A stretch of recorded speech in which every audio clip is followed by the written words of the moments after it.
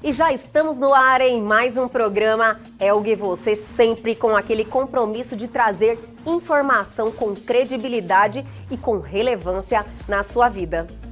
Eu sou a Elga Figueiredo e vamos estar juntos na próxima hora trazendo conteúdo de alto nível. E já confere aí um pouquinho do nosso super programa de hoje. Não é preciso ser combativo para ser um bom advogado. Lá no passado, isso era uma tradição. Os advogados mais conciliadores não eram bem vistos, não eram valorizados. Sim. Hoje isso já está bastante invertida, essa pirâmide. Tudo isso e muito mais aqui no Elgue Você, que já começou.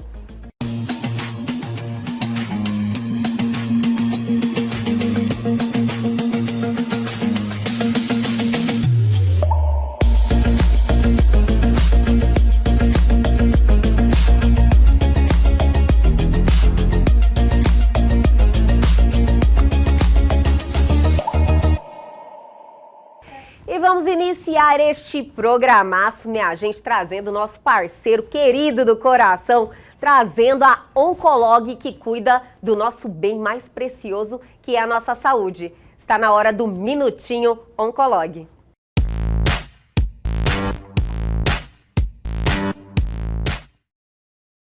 Tudo bem? Eu sou Marcelo Mendes, sou médico mastologista e hoje eu quero comentar com vocês sobre um tema que traz um pouco de confusão para as pacientes, que é a tabela do BI-RADS, esse número que vocês vão encontrar num laudo de mamografia, num laudo de ultrassom. Então, o BI-RADS é uma tabela que os radiologistas usam para dar uma opinião quando se faz um exame de ultrassom ou de mamografia. Então, para que serve esse BI-RADS? Vocês vão ver que existem números que seguem nessa tabela. O BI-RADS número 1, 2, 3, 4, 5, ele vai até o 6. É importante vocês lembrarem que a tabela do BI-RADS não é uma progressão. Então, se porventura você fez um exame de mama e veio lá BI-RADS 2, não significa que você está numa progressão, não existe nada progredindo. Então, o BI-RADS é uma tabela que serve para a gente classificar aquela imagem. Se é uma imagem que faz parte da mama, que não é nada de estranho à mama, ela é considerada como um BI-RADS 2. Se é um nódulo que foi encontrado, mas ele tem uma aparência benigna, um formato que fala mais a favor de algo benigno, ela vai ser classificada como um BI-RADS 3. E se porventura a paciente fizer um exame e encontrar um nódulo que tem um formato e uma aparência suspeita, ela vai ser classificada como um BI-RADS 4. Ou seja, um nódulo que foi classificado como 3, ele não vai evoluir para o 4. Então aquela é uma avaliação daquele momento. Então é uma forma de um radiologista dizer para nós no exame se aquela imagem é uma aparência suspeita ou não. E dúvidas que vocês tiverem em relação a essa tabela de BI-RADS, qualquer dúvida que você tenha que a gente possa explicar aqui pelo Insta, deixe nos comentários, tá? Nós vamos procurar trazer essas informações, essas dúvidas e respondê-las num tempo para que a gente possa ajudar vocês a entender um pouquinho do que foi comentado, tá bom?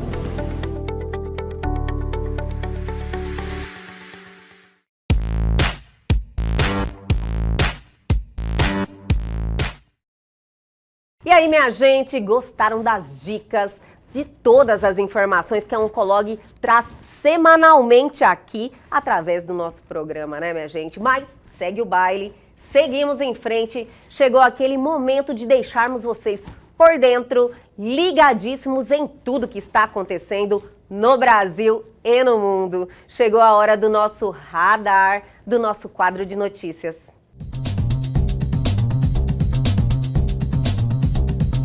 Facebook e Instagram vão rever proibição de mamilos femininos. Discussão surgiu após censura de imagem dos peitos de casal transgênero não binário. Comitê da Meta afirmou que regra sobre mamilos femininos é confusa, principalmente quando aplicada a transgêneros.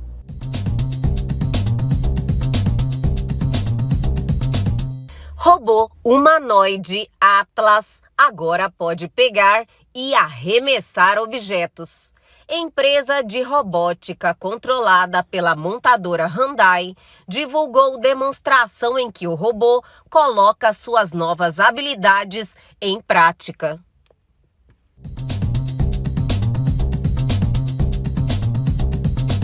Não é porque eu tuito algo que as pessoas acreditam, diz Elon Musk perante júri.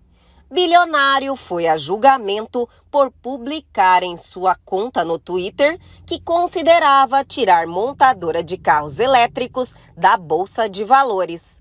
Acionistas alegam que foram prejudicados por comentários que não se concretizaram.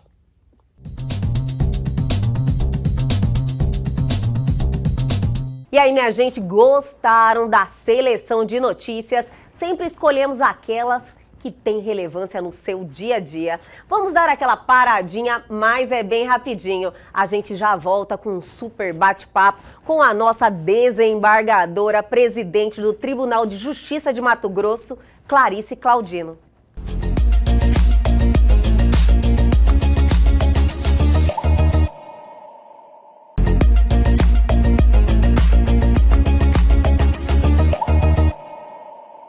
E a partir de agora temos uma verdadeira oportunidade. Estamos recebendo a desembargadora Clarice Claudino, que é a atual presidente do Tribunal de Justiça, ocupando o cargo mais alto do Judiciário. Muito obrigada por retornar aqui ao nosso programa. Mais uma vez, é a sua terceira participação em um momento muito especial e eu quero te agradecer muito por ter aceitado o convite. Quem agradece sou eu por essa alegria de retornar e de conviver aí, ainda que por alguns minutos, com a alegria desse convívio, da leveza que é estar com você. Estou honrada e recebo com muita alegria esse convite. Olha, a honra é toda nossa, doutora. Olha, doutora, eu falei agora, a doutora acabou de assumir o Tribunal de Justiça de Mato Grosso. É um novo desafio, é algo que realmente mexe com a gente, né, doutora? Eu imagino que está em um momento especial. Um momento realmente muito especial, para o qual, algum tempo atrás, eu já vinha amadurecendo a ideia de um dia me candidatar à presidência do tribunal. Não é uma tarefa simples, é uma tarefa altamente complexa e desafiadora. Mas eu estou muito feliz, muito alegre nesse começo de mandato. Assumimos e tomamos posse no dia 19 de dezembro, mas efetivamente entramos em exercício a partir do dia 1º, ou melhor, dia 2, né? Porque dia 1º era domingo, então sim. Dia 2 já pegamos firme. E cada dia tem sido uma descoberta muito interessante nessa nova etapa da vida, sim. Deixando o jurisdicional quase que inteiramente de lado para assumir a parte administrativa. Ou seja, cuidar da vida de muita gente. São mais de 5.000 servidores, nossa. São mais de 350 magistrados da ativa, fora os inativos. Sim. E as pensionistas, então é muito complexa a tarefa, de fato. Doutora, é uma oportunidade que a doutora pode hoje pôr em prática a sua bandeira, que levanta há tanto tempo, que é a pacificação, né? Na justiça. Eu acho que a doutora sempre, toda vez que participou aqui do nosso programa, falou muito sobre a conciliação, sobre a humanização no judiciário. Eu acredito que agora a doutora tem uma oportunidade de colocar isso mais ainda em prática. Aliás, foi exatamente esta bandeira, como você diz, que me alimentou essa vontade de concorrer ao cargo e estar em exercício agora enquanto presidente. Porque é a hora, é a oportunidade de ouro de priorizar essa política de pacificação social, que consiste em incentivar as pessoas em todos os âmbitos possíveis sobre a necessidade de um diálogo bem qualificado, sim. Sobre as vantagens de litigar menos e dialogar mais e entender as razões uns dos outros para evitar o custo emocional do processo. O custo de um processo, se nós formos colocar na ponta do lápis, ele é muito caro financeiramente, mas ele é muito mais nocivo emocionalmente para as pessoas. Com certeza. Ele é adoecedor, na maior parte das vezes, para quem fica aguardando toda uma tramitação. E um processo, por mais célere que ele seja conduzido, ele vai durar várias etapas, que são os procedimentos previstos. Enquanto isso, a angústia corrói as pessoas. A expectativa, a dúvida, a raiva, a mágoa, tudo isso são componentes que eu digo que são como ácidos, que o próprio ser humano produz e ingere ao mesmo tempo, durante uma disputa judicial. E quando nós podemos fomentar essa ideia de que conversando a gente pode ganhar mais, que todos saem ganhando numa conciliação ou numa mediação bem conduzida, é muito maior o saldo para a sociedade. Economiza-se no dinheiro, mas economiza-se muito mais no emocional das pessoas. E uma cultura de fraternidade, de humanização. E isso, então, é o que me move como primeiro plano estar na presidência do Tribunal de Justiça. Doutora, a cultura do litígio no judiciário, do embate, é algo que sempre foi presente, na realidade, até os advogados que estudaram assim, sendo provocados até para esse embate. Mas já tem, eu acredito que 2 ou 3 anos que eu ouço muito falar nessa pacificação, trazer um resultado mais efetivo para o litígio, no caso, né? Eu acho que todo mundo sai mais satisfeito quando acontece essa conciliação. Ainda estamos engatinhando ou já é algo presente no judiciário? Eu diria que já avançamos vários passos. Hoje já temos, inclusive, incluído na grade curricular essas matérias voltadas para a formação do advogado, já com essa concepção de que não é preciso ser combativo para ser um bom advogado. Lá no passado, isso era uma tradição. O advogado que era mais combativo, ele cobrava mais por isso. Os advogados mais conciliadores não eram bem vistos, não eram valorizados. Hoje isso já está bastante invertida, essa pirâmide, porque os advogados mais habilitados nas técnicas de mediação ou mais afeitos, ou que tem uma estrutura no seu escritório onde ele pode contar com a ajuda de parceiros formados em mediação ou em outras técnicas que possam fomentar esse diálogo de uma forma mais positiva, eles acabam hoje tendo a oportunidade de cobrar os mesmos honorários que cobrariam se não fosse nessa esfera conciliatória. Então, antigamente, para nós conseguirmos fazer um acordo numa audiência da vara de família, por exemplo, que é onde eu estive há muitos anos, era necessário que os advogados, que cada parte pagasse o seu próprio advogado. Então, não se falava em sucumbência. Hoje não. Hoje, nessa política de tratamento mais adequado dos conflitos, o advogado bem qualificado na pacificação, nessa cultura, ele é muito bem pago. As pessoas preferem e ficam muito mais felizes em pagar e receber de volta um resultado satisfatório e rápido do que ficar alimentando uma questão judicial durante muito tempo para aquele advogado que não se interessa em chamar, em fomentar o diálogo e resolver de uma vez a questão. Doutora, e o impacto direto na sociedade? Já se tem, já sente alguma mudança? As estatísticas mostram, quando nós começamos a trabalhar nessa política institucional, que foi a partir de 2010, com o advento da resolução 125 do CNJ, nós tínhamos em torno de 110 milhões de processos em tramitação no Brasil.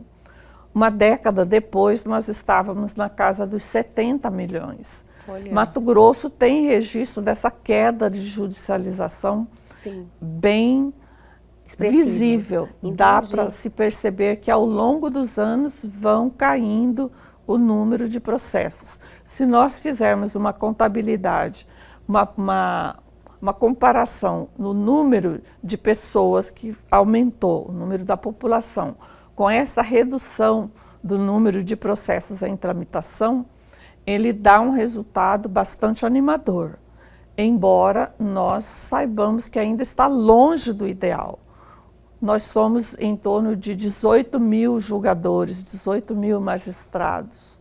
Para 75 milhões de processos, ainda é matematicamente uma conta muito pesada.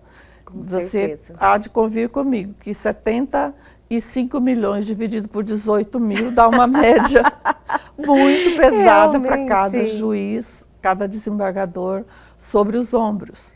E também para a população, porque isso é uma máquina que tem que ser alimentada com dinheiro público. Então, Verdade. quanto mais nós tomarmos consciência das vantagens dessa política de consensualidade, mais a população ganha com isso. Ganha em todos os aspectos. Ganha na alegria de resolver mais rápido, ganha também na felicidade de entender que ter problema, ter conflito é natural do ser humano, mas que a gente pode desenvolver habilidades e enfrentar os próprios problemas, ao invés de terceirizar todo e qualquer conflito para o juiz, como nós vimos fazendo ao Sim. longo das décadas. E principalmente temos uma grande economia no aparato judicial.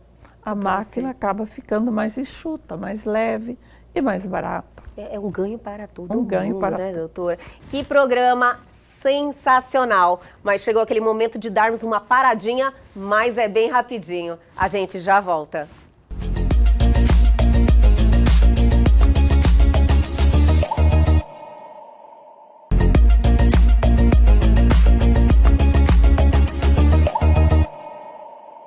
Estamos de volta conhecendo um pouquinho mais da essência e da trajetória da desembargadora Clarice Claudino. A doutora, inclusive, trouxe essa informação aqui na sua última participação aqui em nosso programa, das ferramentas que se utilizam hoje para essa pacificação, né, doutora? É verdade. E hoje já está bastante consolidada essa prática de trazer muitas ferramentas. Nós começamos pela mediação, que eu falo que ela é uma verdadeira caixa de ferramentas para o mediador. Ele usa uma série de instrumentos. Ele usa a comunicação não violenta, que é algo Sim. espetacular. Maravilhoso. É uma metodologia que faz com que nós possamos compreender melhor a necessidade do outro a partir da nossa própria necessidade e parar de julgar uns aos outros. Sim. O que mais gera conflito nos relacionamentos é a crítica, é o julgamento, é a avaliação da conduta do outro. Ninguém fica satisfeito quando é avaliado negativamente, né, via de regra, quando é avaliado negativamente por aquelas pessoas no seu convívio. E aí começam os dissensos, as discussões e as antipatias, e vai crescendo Vai e fomentando acaba aquele esse ambiente. fermento Isso. todo vai parar onde? No judiciário. Judiciário. E isso, então, nós fazendo essa pavimentação na raiz, fazendo com que as pessoas percebam que elas têm esse potencial, que pode ser uma habilidade desenvolvida por qualquer um, perceber que, ao invés da crítica, nós temos instrumentos que facilitam para a gente desaprender a criticar, porque é muito ruim o efeito da crítica. Se eu digo para você, o seu vestido está lindo, essa cor lhe cai muito bem, qual é a sensação que você tem? É confortável, Maravilhosa. alegre. Sim. Agora, se eu disser o contrário, dependendo da forma que eu disser, você vai ficar extremamente desgastada, desgostosa. Mas se eu chegar com as técnicas da comunicação não violenta e disser para você, olha, eu observei que o tecido desse seu vestido é maravilhoso. No entanto, observei também que você poderia potencializar a beleza dele usando um brochezinho. O que parece isso para você? Totalmente Eu fiz uma crítica, não fiz? Sim. Mas eu fiz uma crítica que não te feriu. Com certeza. Porque eu fiz uma observação, eu mostrei uma necessidade e também fiz um pedido, porque eu te sugeri usar um brochezinho assim. Então, são formas diferentes de ensinar as pessoas a falar a mesma coisa com um efeito muito melhor. E aí, isso é cultura de paz. Com certeza. E a gente traz também os círculos da justiça restaurativa, que estamos fomentando e queremos fomentar cada vez mais nas escolas, para que as crianças, desde pequenininho, saibam essa forma de falar sem ofender. Com toda certeza. Essa forma construtiva de dialogar.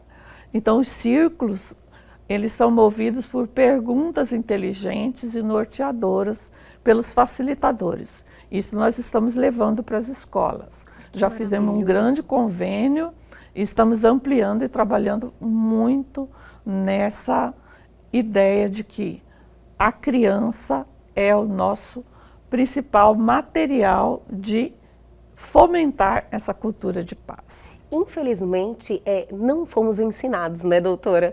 Falar, na escola, tudo bem, infelizmente, a gente não era esse tipo de conteúdo que é tão relevante, nos ensinar como é que é a vida, nos relacionar, que nós somos seres que nos relacionamos o tempo inteiro e é isso que nos faz evoluir. Infelizmente, não aprendemos. Então, implantar um conteúdo desse, um material que pode ensinar as crianças já a crescerem aprendendo isso, eu tenho certeza que vai ter um reflexo muito positivo na sociedade como um todo. E é muito simples, porque com base em práticas lá dos aborígenes, dos nossos ancestrais indígenas. Sim. Eles tinham essa prática de conversar os assuntos relevantes, tomar as decisões em torno de uma fogueira, em círculo. Sim. E nós, então, trazemos essa figura alegórica, essa metáfora, para esse diálogo estruturado, em forma de um círculo com uma peça de centro, que é um centro que a gente põe ali diversos objetos, põe ali um paninho redondo ou quadrado, do jeito que quiser, e vai montando com elementos da natureza, uma pedra, uma flor.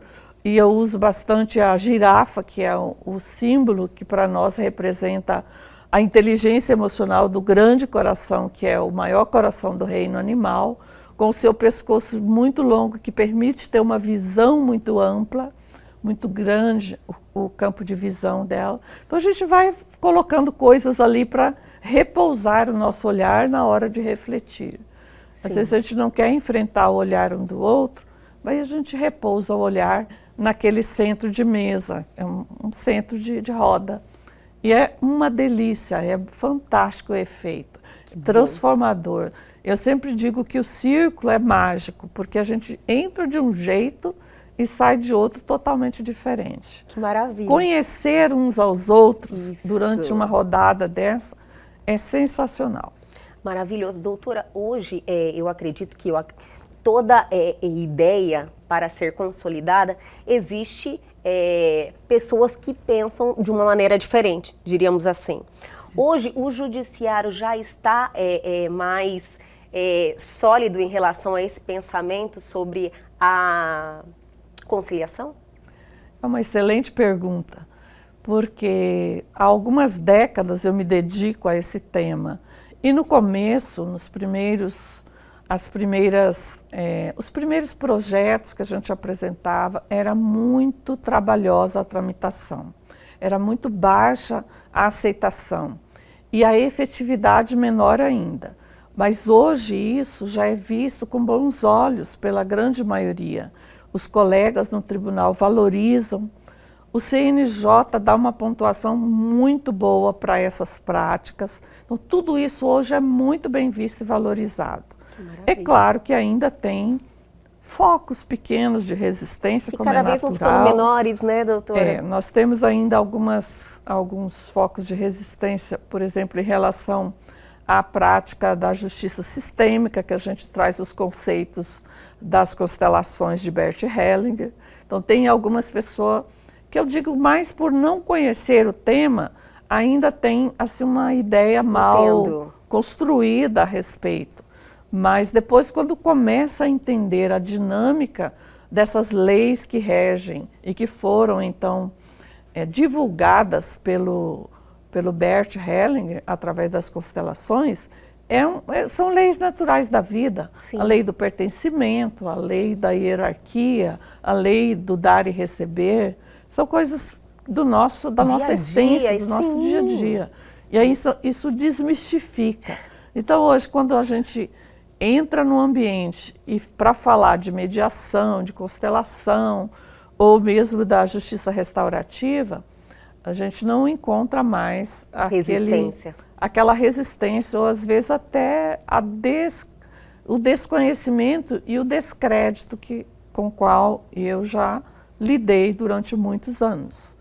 Hoje eu me sinto vitoriosa, me sinto altamente recompensada pela persistência, pelo esforço e pelos resultados, porque são tantas as pessoas que vêm agradecer depois, anonimamente às vezes, agradecer pelo benefício que foi aquele despertamento, aquela forma diferente de falar, aquela forma diferente de encarar aquela dificuldade momentânea que estava atravessando. Então, não é um conselho simplesmente, é um despertar. É um despertar de consciência. A pessoa sai transformada. Conselho, se a pessoa não estiver pedindo, ela nem escuta direito. Mesmo quando pede, na maioria das vezes ela está querendo transferir a responsabilidade de um possível fracasso para quem deu o conselho. Essa é a realidade. Sim. Então, mas quando há um despertamento de consciência, não. O ganho é da pessoa. E ela nunca mais volta ao estado de ignorância anterior. É um despertar, e ela só vai crescendo, só vai ampliando. A pessoa olha aquela situação e quando ela consegue ressignificar toda aquela situação, ela fala, meu Deus, como eu estava com os olhos totalmente fechados, deixando o meu emocional, na verdade, porque na realidade é aquele instinto, né? Aquele instinto de uma suposta defesa, tampar os olhos, que você pode conseguir resolver a situação de uma forma pacífica. E o mais interessante é o bem-estar que isso dá, que a pessoa se sente pronta para a vida, né? Ela vai se fortalecendo, se preparando para a vida. Porque a vida é feita de desafios, não há como não ter desafios. Mas são justamente os desafios que nos dão crescimento, com certeza, que nos dão oportunidade de transformar. Então, no final das contas, a gente percebe que quando acontece esse despertamento, a pessoa sai da condição de vítima e ela passa a ser protagonista da própria vida. Não, meu destino é meu. Sim. Ninguém é responsável pela minha felicidade. Eu tenho capacidade para isso e vou construir. É muito gratificante quando a gente percebe essa virada na cabeça, na mentalidade pessoa, né? da pessoa. Ela desperta e muda totalmente a vida como um todo. E aproveita aquele momento, né, doutora? Imagina, antes você buscar o judiciário, você tinha uma outra percepção. Acho que até o ambiente era mais negativo, tinha um peso. Sim. Agora você conseguir transformar as pessoas através dessa provocação que ela faz, né, antes do processo, lógico, na fase de conciliação, mas você já conseguir transformar a vida da pessoa, porque eu acredito que liga uma luz, né, e ela muda.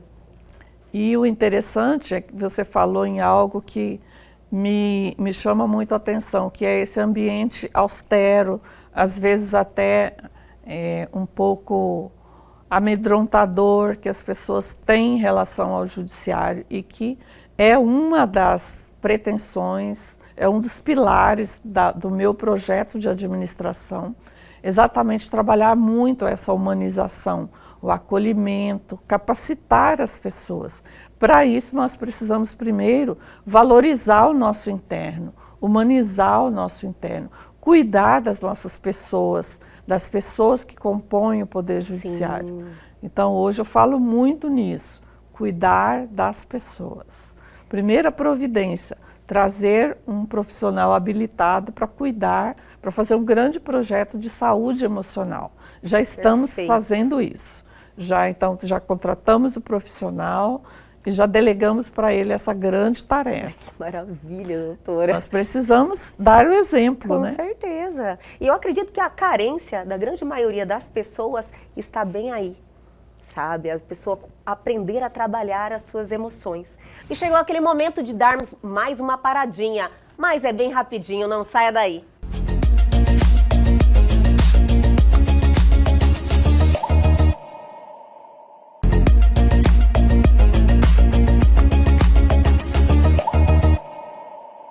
Estamos de volta hoje recebendo a nossa querida desembargadora, presidente do Tribunal de Justiça. Doutora, a doutora falou em desafios, né?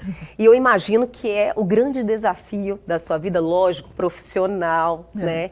Você está nele agora. Com toda essa sua cultura de transformação, falar de humanização no judiciário é algo que há um tempo atrás a gente nem conseguiria imaginar. Mas você, com o cargo que ocupa hoje, o que diretamente te proporciona colocar isso em prática? Proporciona uma sensação de estar cumprindo o meu dever, a minha missão. Porque eu tenho isso comigo, que cada um traz e desenvolve durante a sua vida algo para deixar como a sua marca registrada. A minha marca registrada, para mim, na magistratura, sempre ficou muito claro, há muito tempo, que era essa vertente da pacificação. E eu mergulhei muito fundo nela, a começar por mim mesma, porque é um trabalho que se eu não trabalhar a mim mesma, eu não tenho o que dar nessa seara. Então, é um trabalho diuturno, de autoobservação, de autoconhecimento, de cuidar do meu próprio crescimento, para não descuidar do crescimento do outro. Sim. Essa é uma bandeira, mas é muito mais uma missão de vida. E isso tudo passa a ser, mais ainda, passa a ser um estilo de vida. Então, pacificação social, todas essas técnicas, elas fazem parte do meu cotidiano normal. Já integrou na minha maneira de ver a vida, de agir e de estar no mundo, então, incorporar essas leituras que eu fui fazendo ao longo dos anos e muitos cursos, muita preparação mesmo, muito esforço. Eu vi a humildade da doutora falar, nossa, eu cuido do meu emocional, da minha evolução, porque a gente tem que se policiar diariamente, né? Porque o tempo nós somos vários fatores operando dia a dia na nossa vida, e se você não estiver ligado ali, às vezes você também, lógico, nós somos seres humanos, a gente, né, dá uma derrapadinha para cá, outra para lá, né? Mas você ter essa humildade de entender que isso pode acontecer e que a gente tem que estar alerta o tempo inteiro e evoluindo todos os dias, é maravilhoso. Cada dia é uma oportunidade de aprender algo. Sim. E resvalar aqui ou acolá é inerente à nossa condição. Mas esse esforço de permanecer dentro daquela proposta consciencial comigo mesma acho que a minha identidade, né? Porque se a gente não tem uma coerência de falar e fazer, isso fica muito frágil, fica sem ressonância no outro. Porque você fala, mas você fala disso, mas você não faz assim. Sim. Isso não agrega, né? Não, realmente não fica, não marca. E é esse esforço diuturno que realmente eu me dedico para que tudo que eu penso de fazer para o outro, eu já tenha consolidado em mim. E é uma missão diária, né, doutora? Todos os dias, quando você consegue se perceber nesse mundo e você vai olhando e fala, nossa, eu lidei diferente com uma situação e a reação, eu acredito que com a doutora, até mesmo pelo cargo que ocupa, deve acontecer diariamente. Esse exercício é diário, né? Esse exercício é diário na família, nos relacionamentos como um todo e principalmente no trabalho.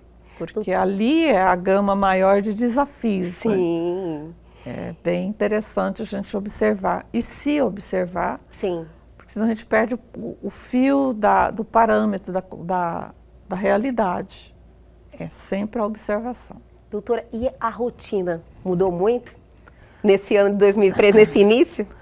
Felizmente, nós estamos voltando para o presencial. Sim. Este ano, todos os dias eu estou no presencial, já fazia tanto tempo que a gente não...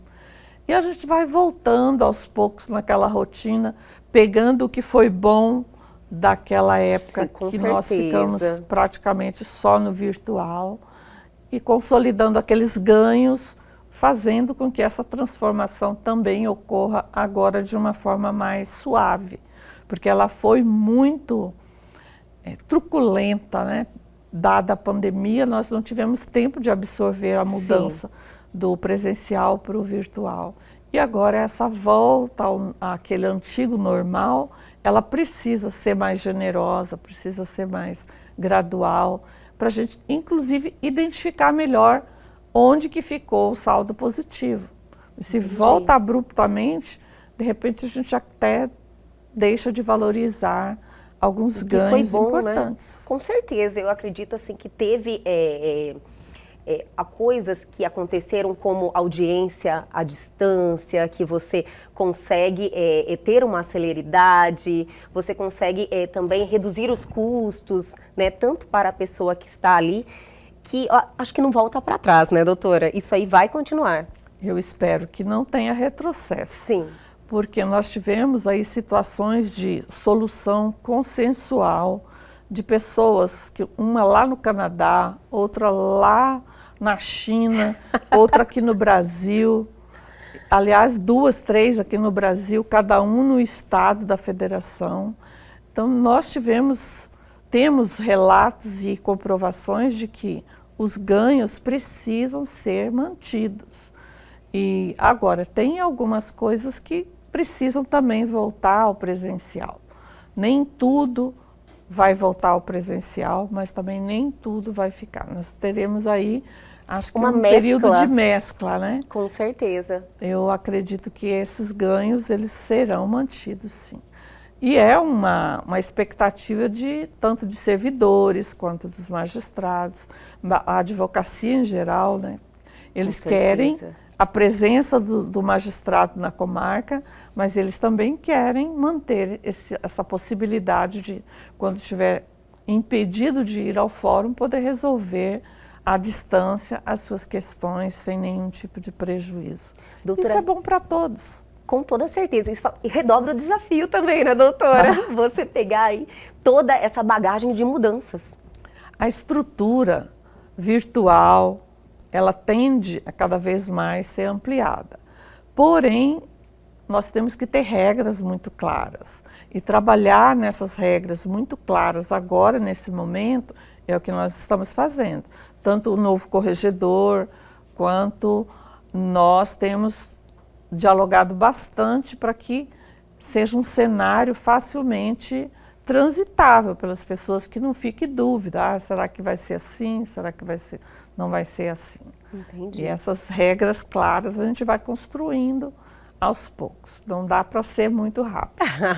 Doutora, o bom é sentir essa sua energia, essa sua vontade de realmente fazer o bem para a sociedade, transformar um sistema que estava precisando de verdade de alguém que tem todo esse amor no coração, porque no final de tudo é amor, né, doutora? Sem amor, acredito que nem o mundo existiria, né? Porque certeza. Nós somos frutos de atos de amor do Criador e de quem nos deu a oportunidade de estar aqui. Então, por mais que a gente pense em 1001 soluções, a mola mestre do mundo é o amor. Não esse amor cantado em versos e prosa, esse amor sentimento utópico ou às vezes até romantizado, Sim. mas o amor atitude, o amor que respeita, o amor que compreende, o amor que não julga. Essa tríade, ela compõe um tecido tão forte, que pode suportar qualquer tipo de abalo em que as pessoas estão realmente firmes e unidas.